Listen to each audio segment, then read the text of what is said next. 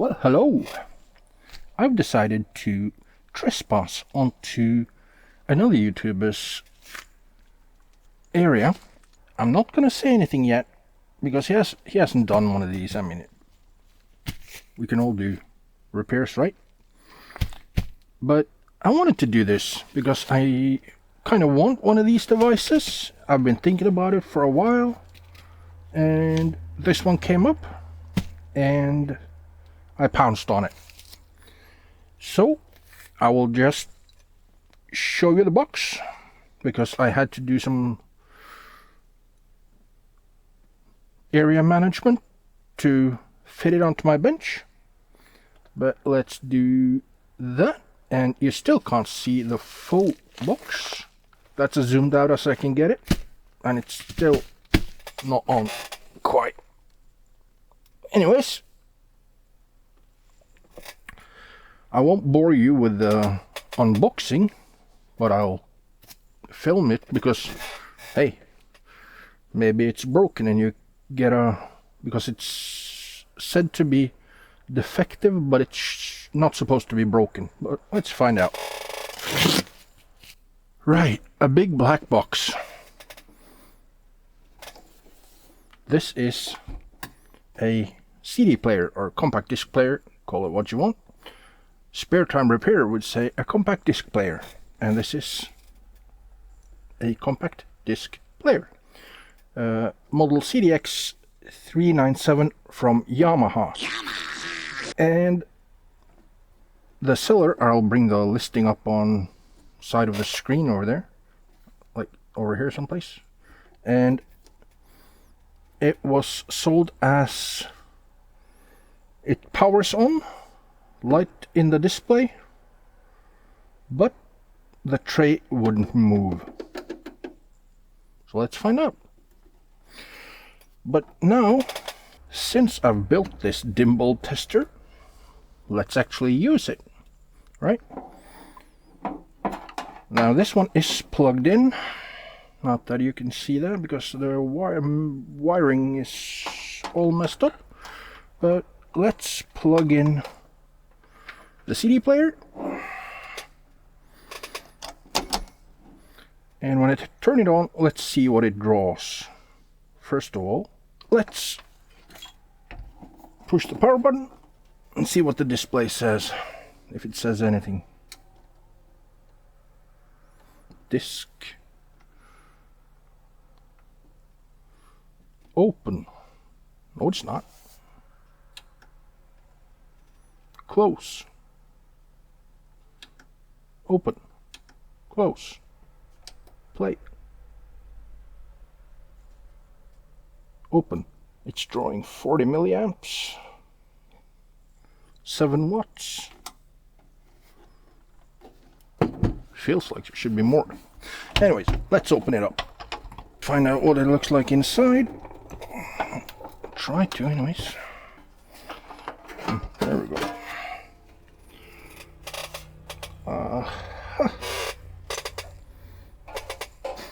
And the first thing I smell is,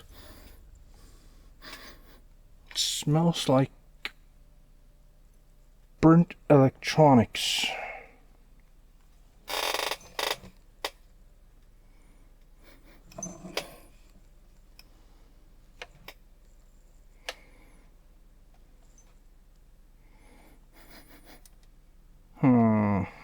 It's actually got a pretty big power board and a very small audio board. So this tiny audio board and that, I mean, sort of, as you can maybe notice right up here, you can see that there's a new meter. I'm not using the, in my opinion, it's okay, but it's horrible, whatever that means, multimeter that I've been using. But now I have I bought the OWON, the XDM 1041. And I bought the one without battery because I didn't want battery. I just use it. If I wanted battery, I'll just continue using my handheld or my fluke. So, power on.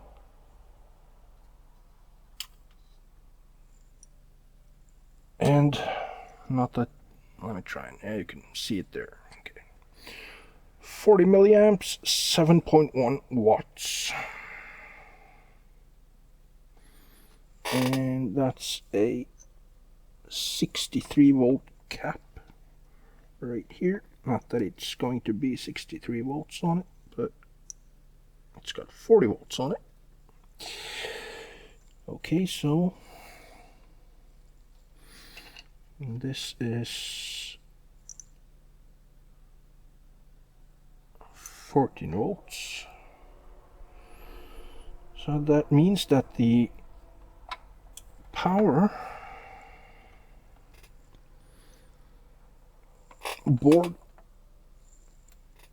let's try and grab a good,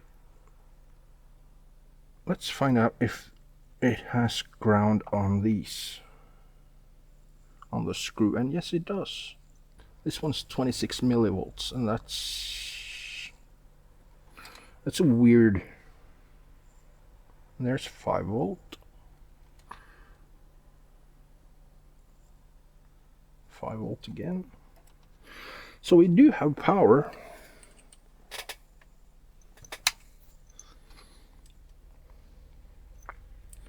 Does the sled move? Yes, it does.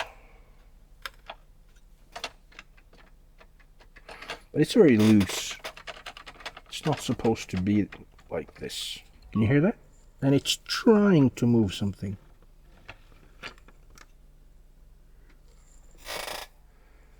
Close.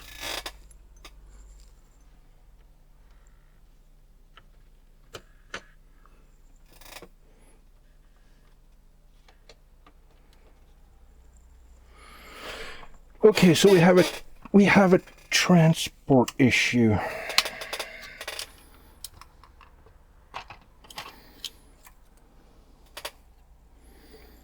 Okay, and should be able to, that's one. Let's budget for the win. Okay, got it out. And I guess the belt is under here. It's under this cover, I think. Just see. Yeah, you can see the belt in there. Yeah. And okay.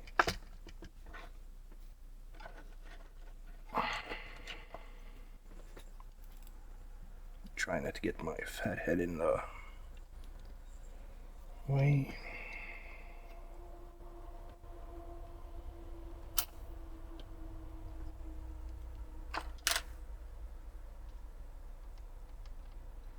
Oh, right.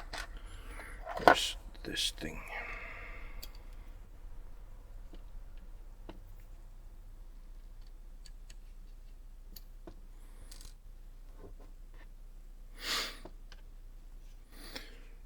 Guess you got that one out. So here's the belt. Does feel a little. Just the.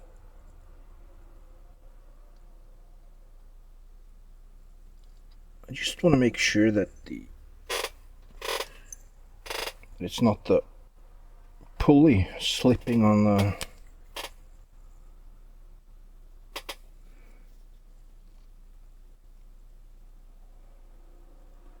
Yeah, the axle motor shaft is turning.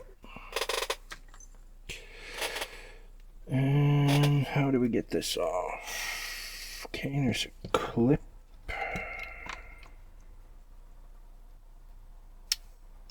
Oh, that was easy. Which way? Okay, so you can see that sliding it to the right. I think, at least.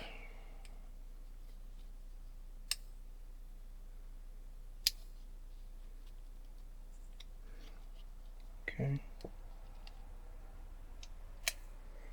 Yeah. And should be able to just lift off. Right. Oh, come on. There. Okay. Now, I don't think my belts, I don't think I have any that are this thick. I might try using 2 belts, because I feel like I want something smaller than this.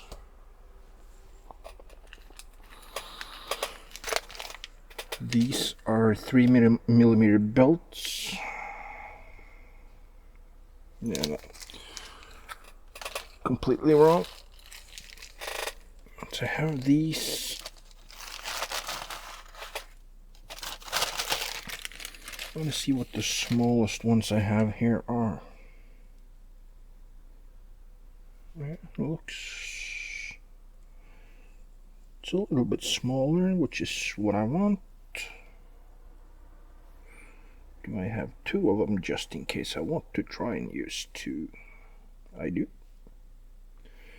Okay, let's see if... that's 1. It's much tighter.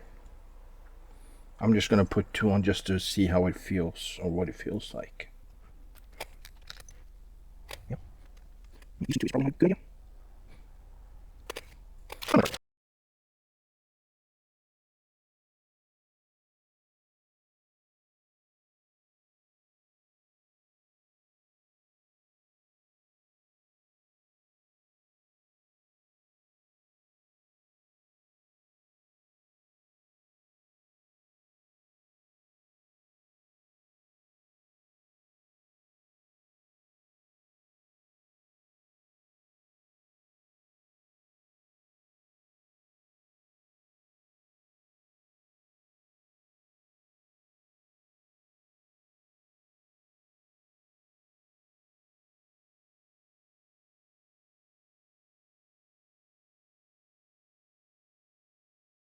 Everything's plugged in except power.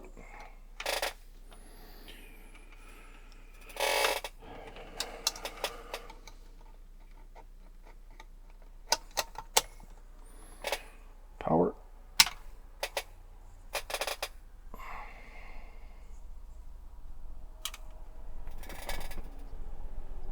Disc reading, I can see the focus, it's saying no disc, of course.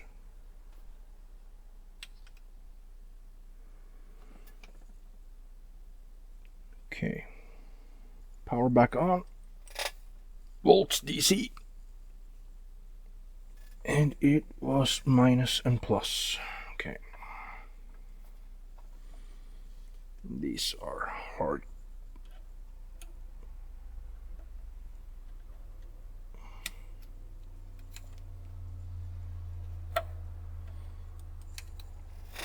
Okay, power on.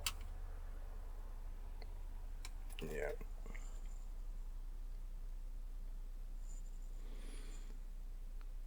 So this, what? Oh wait. Yeah. Goes in that way. And it wasn't the 2 white. But why does that come up as minus? Is it a... huh?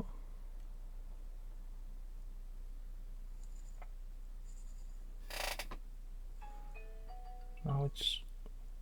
okay.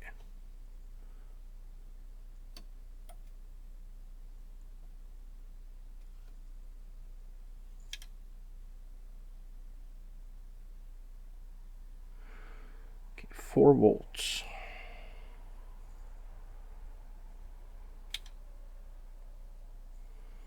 Yeah, of course minus for taking it back in. So it just reverses. Put the meter on like 4.2 volts. It was 4.1, so let's just do 4.2. Just set a limit of, sorry, these wires are a little bit in the way. I set a limit to 1 amp just to see what it.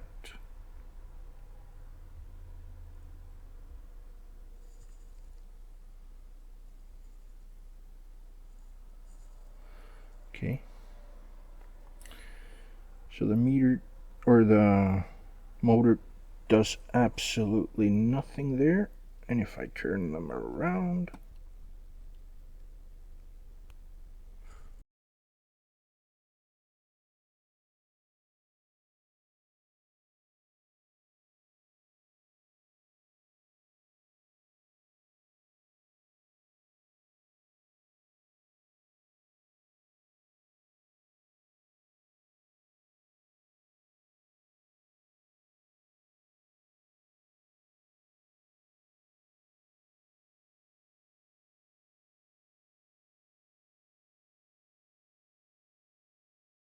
aha, the motor is toast. Because I now made it, I had to give it a little bit of a start. And it started turning.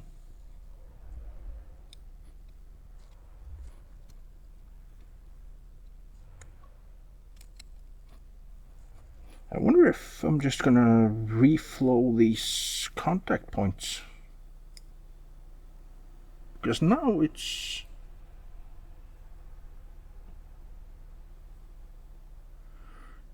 spinning, and now I get it to spin every time.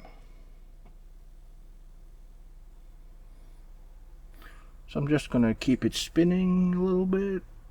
I'll flip them around, spin the other way.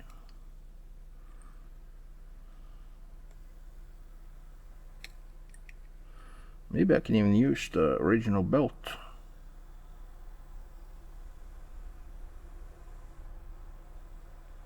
Because now it's really...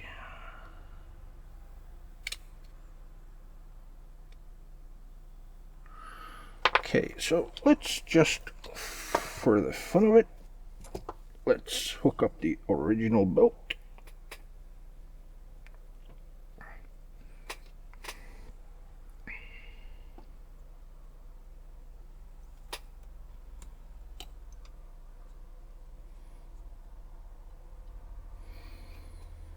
And let's just give it a tap.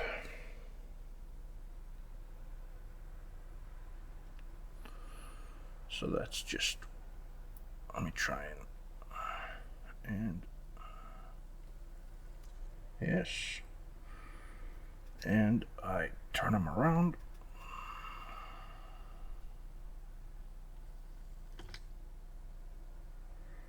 Yep.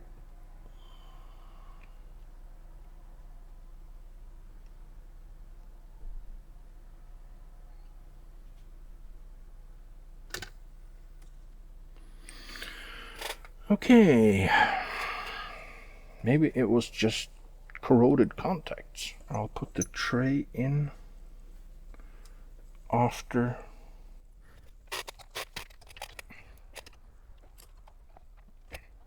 Plug in.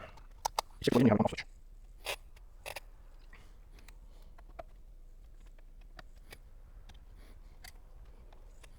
Okay. Let's plug it in. Let's put all the screws. Just tight.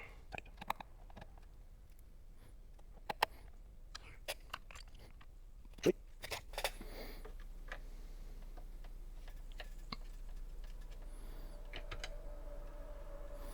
And the limit switch engagement.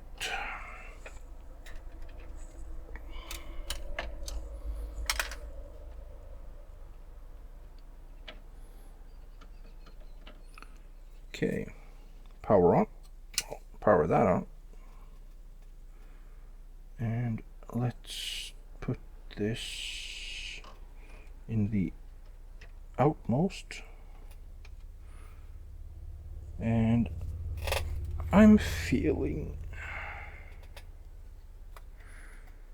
like this is gonna do something now.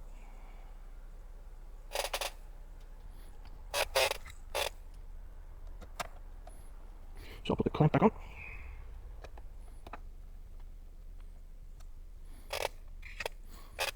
CD.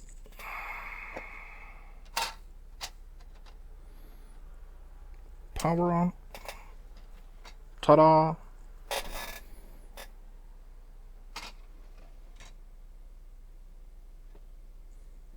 Okay.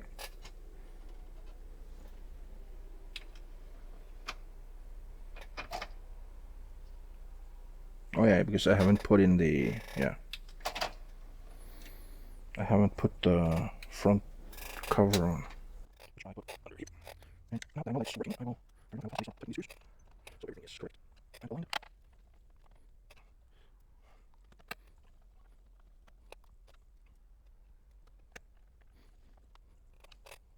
Set the trigger on. So shot for you. Click. I will power on. Yes. Why it's saying no disc? There is a disc.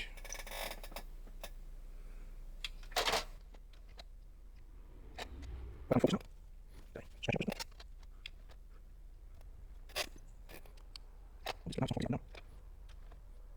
Okay. Oh, you know, sometimes forgot to plug in.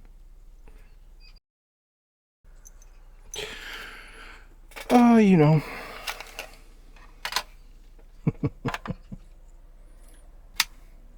Power off.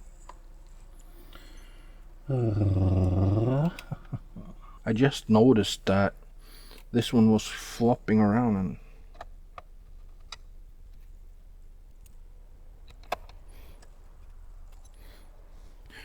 power. Now it should spin up.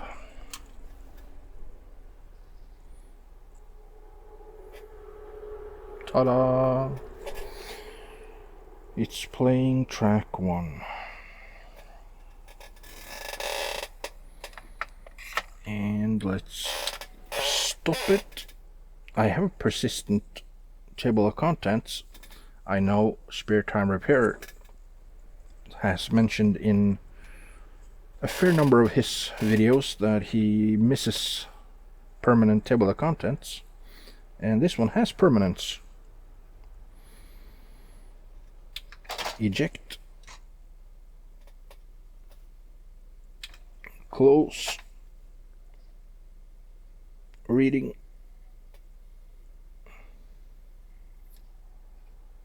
Yep. Let me hook up my amplifier. It's red down bottom right. Yep.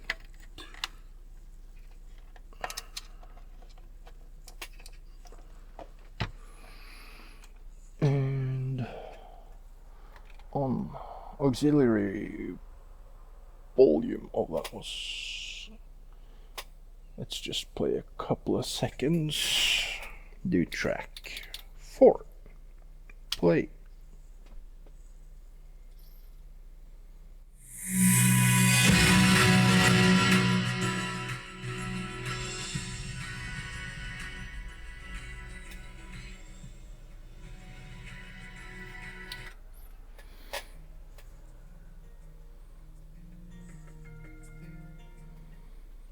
And we have a working.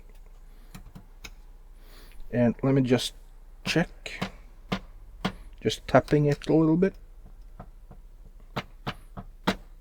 Okay, there, I had to really give it a jolt to make it skip, and this is a pretty worn CD even.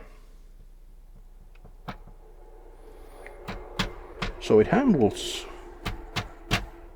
yeah, a couple of skips there. Okay. Take the CD out.